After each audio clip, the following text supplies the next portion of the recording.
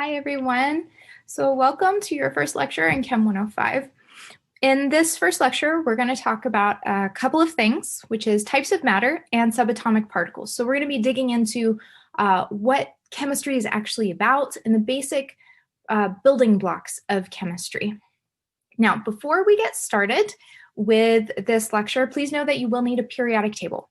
Before I get talking, you're going to need it for practice problems that are going to come up as I talk. So go ahead and take a screenshot of this periodic table, or you can find one online and keep a picture on your computer. You'll need this for a lot of lectures. You'll need this for the class in general. So go ahead and do that so you have it available. You want one that's really clear, where you can see all of these numbers on the periodic table. You're going to be needing to be able to visualize those. So you will need to make sure that you have a copy with those things on it. Okay. Now, in regards to watching these videos, please know that these videos are your lectures for this class. We will not be meeting in person and talking about this stuff.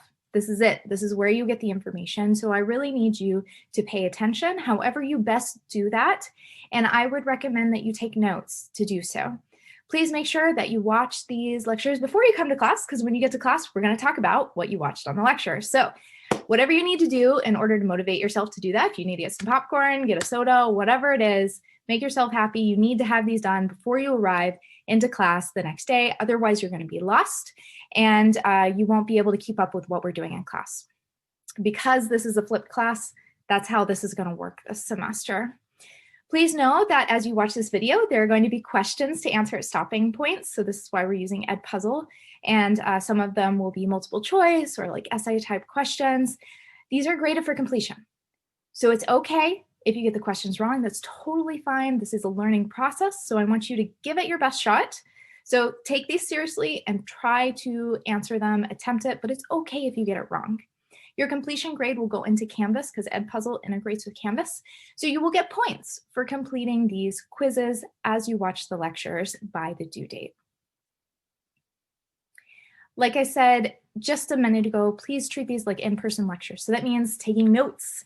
You can do this by writing them down in a notebook, or you can do this in an app on your iPad. So one of the apps that I really like is Notability. So you can get this one in the App Store, or you can use something like OneNote. OneNote is a free, I believe it's a free version. Let's see if I don't have it on here, I think. But OneNote is a Microsoft app, and it is free, and it's pretty similar to Notability. I think it's not quite as nice, but you can also use it to take electronic notes using your Apple Pencil, which is very handy. If during these lectures I'm talking too fast, I do tend to talk kind of quickly, and you need to take notes, pause the video. So if you're like, whoa, whoa, whoa, that's too much, you're going too fast, just stop. And then you can write down whatever you want, and then you can start it back up whenever you want. Another thing that's really great for learning is to make sure that if you have questions as you're going through stuff and you just don't understand what I said or the concepts don't make sense, write that down. Because this is a flipped class, remember you're watching the stuff here, and then you're going to come to class the next day and we're going to talk about what you watched. So if you have questions from the lecture, that's the time to get those answered, because I'll be there to talk with you. Your group members and your discussion groups are going to be there to talk with you. And you will have a lot of people to interact with in order to get those questions answered. So in the margins of your notes, you can write down things or circle or star things that you need more clarification on. We can talk about those in class the next day. You can also email those to me. So if you are afraid you're going to forget them, or you want me to just go ahead and have it on the agenda to talk about the next day, you can email them to me and I will have answers ready for you to go the next day. Okay. So I taught a class like this last semester, and I have some tips from previous students that I wanted to share with you about taking a flipped class. So some of these things I think are really, really helpful. One of the students said that they liked being able to pause the videos in order to work through problems. and being able to replay videos that whenever you need to do review for things, for exams, that sort of stuff, or if they didn't understand it, you can do that with those videos too. I'm going to include the YouTube link so you can go back through them, fast forward, whatever you need to do. You can't do that with the Edpuzzle videos, but the YouTube you will be able to do. The YouTube videos don't have the questions in them, and you will not get points if you just watch those. You have to watch the Edpuzzle one in order to complete the questions and the quiz questions embedded in them, okay? The other thing that some of the students said is to make sure you do all of your homework and your in-class quizzes. Those are the quizzes on the PowerPoints in order to help you succeed on your exam. Some students have a tendency to kind of just jot down something quickly for the homework or the quizzes and not take them seriously. And that's a good way to not learn and not understand the material. So do your best to try all the problems that you're given. One of the other students suggested to do more practice problems. So I'll be giving you homework and I'll be giving you these quizzes during lectures, but you can find more practice problems and other sources. So you can go online and find similar practice problems. This is just general chemistry. There's a lot of other resources out there for you to use. You can use your textbook. There's more problems in the textbook for you. So you can be resourceful and use other things that you have available to you in order to work more problems. Tutoring. Tutoring is a big thing. The students here in general love chemistry tutoring. We have some great tutors. They're totally free to use at the Academic Enrichment Center. So if you want to sign up for that, there is details in the syllabus on how to do that as well. Okay, or let me know if you have any trouble with that. And then also, because this is a flipped class, whenever you come into class, you're going to be in breakout rooms in Zoom, or if you're in person, you're going to be interacting with the people in the classroom with you. So some students said that it was helpful to interact with their classmates when they were in Zoom and bounce ideas off each other and go over problems together. And then another shout out here from another student about going to office hours and tutoring. These were very helpful activities for previous students for this class. All right, so let's go take some notes and get started on chemistry. So the first thing that we need to discuss is, what is chemistry? So some of you might have had a chemistry class and you might have a better idea about what this is if you've had chemistry before. But for those of you that haven't, you might think about chemistry as this general picture right here, a mad scientist pouring some chemicals together and seeing them react, right? But chemistry is more than that. It's more than just household chemicals. Chemistry is also involved in medicine. It's used in different forms. It's not just liquids. It's also gases. So a lot of gases are medicines, like anesthetics. That's chemistry, drug chemistry. A lot of chemicals are also solids, like rocks and crystals. The way that these formed, the principles behind how these work, are all related to chemistry. A couple of basic definitions for you in regards to what chemistry is and what matter is. So chemistry is a very, very broad term. So it's just the general study of the composition and structures and property of matter, which is like the study of everything. So not a very good definition. And hopefully you'll get, again, a better idea of what chemistry is and what chemicals are as you learn more things about how they interact throughout this class. Matter is what we're going to be studying in chemistry, which is anything that occupies space and has mass. So that can be a lot of things. It can be my Apple Pencil here, right? This occupies space and it has mass. It can be me. I am matter. I consist of matter. It can be things, objects in outer space, like stars. So there's all kinds of things that we study. Also, let's look at mass. So what is mass? Mass defines the quantity of matter. So the amount that we have. Mass we often think is like a weight. It's not quite the same thing, but that's one way we can think of it. We tend to measure this in grams. In the chemistry lab, you can also think of it as like pounds if we're thinking of weight as well. So that tells us how much of matter that we have. We have different types of matter in chemistry, and you're going to hear me refer to these differently. So one of these is a substance. This is our big overarching term, and it encompasses a lot of different types of matter. So a substance could either be an element or a molecule.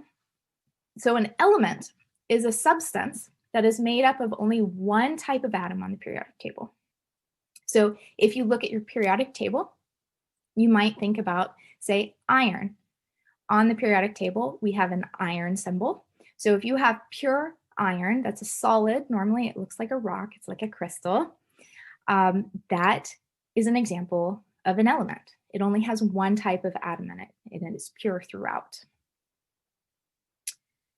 Inside of that element are atoms, individual iron atoms. And this is the smallest unit of an element that can exist stably as a stable entity. So this is our kind of our building blocks of all of our different types of chemicals, or atoms.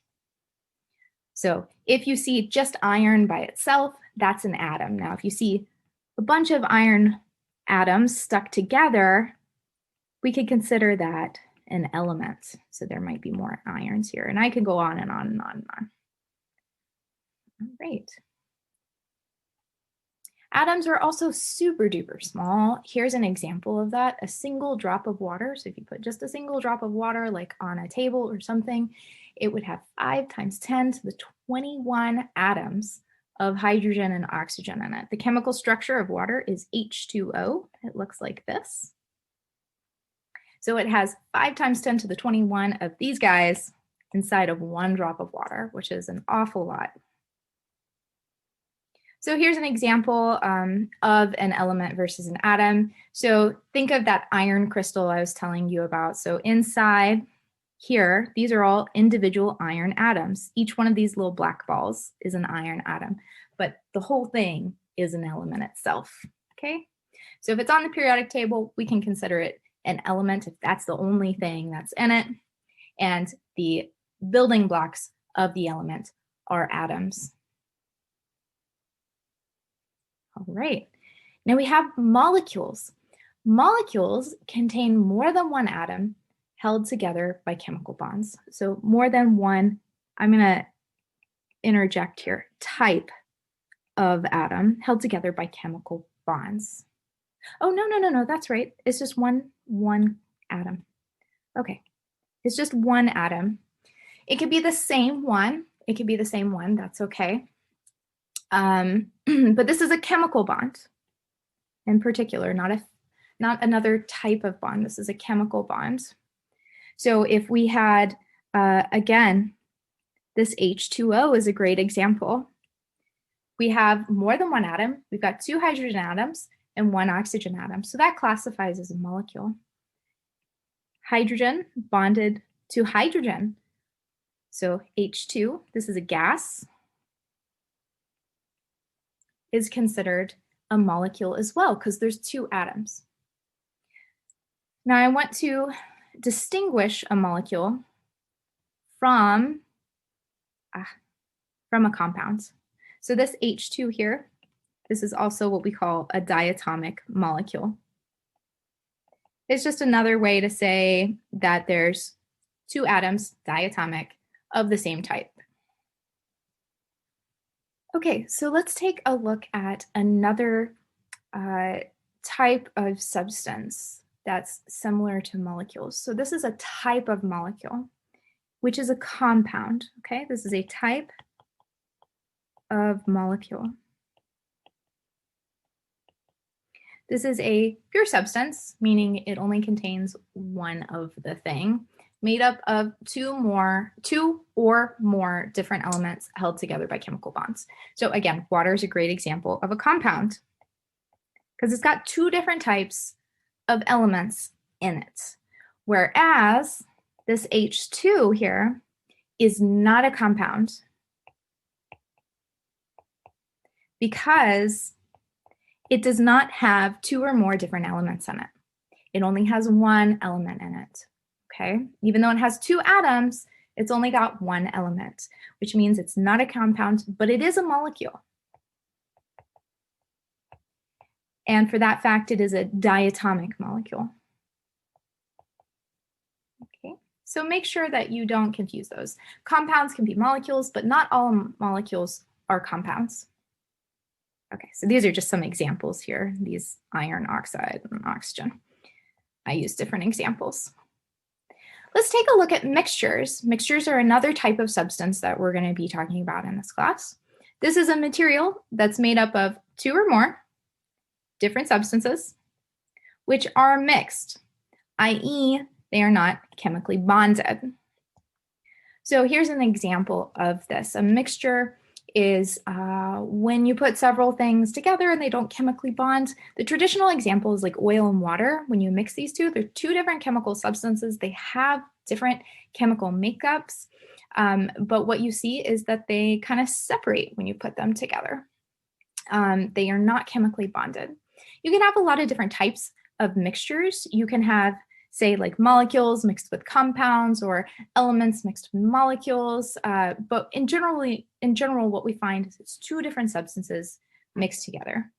So let me show you some examples of the difference between all of these different types of matter. So here's individual atoms. We're just envisioning these as single balls. So these could be like hydrogen, something like that. And this is a molecule where you see 2 elements stuck together. This is a diatomic molecule in this case, diatomic. This here is a compound. If you'll notice, these are also molecules. So these are molecules and compound. However, this is not a compound here because it only has 1 type of element in it. So make sure you don't mix those. And this here is a mixture. So it takes all of these different types of substances and mixes them together. We've got atoms mixed in with molecules and molecules mixed in with compounds. But what you'll notice is that these things are not chemically bonded here. In between these molecules and atoms and compounds, there's no connection. Whereas inside of the compound, there are chemical bonds here. These are chemical bonds in between the atoms here. Okay. All right, so let me know if you have any questions about that. All right, so now there will be a quiz on types of matter. So you're going to identify using these charts and your notes. Make sure to use your notes to answer what types of matter that air is, and these 3 gases inside of air, what they classify as.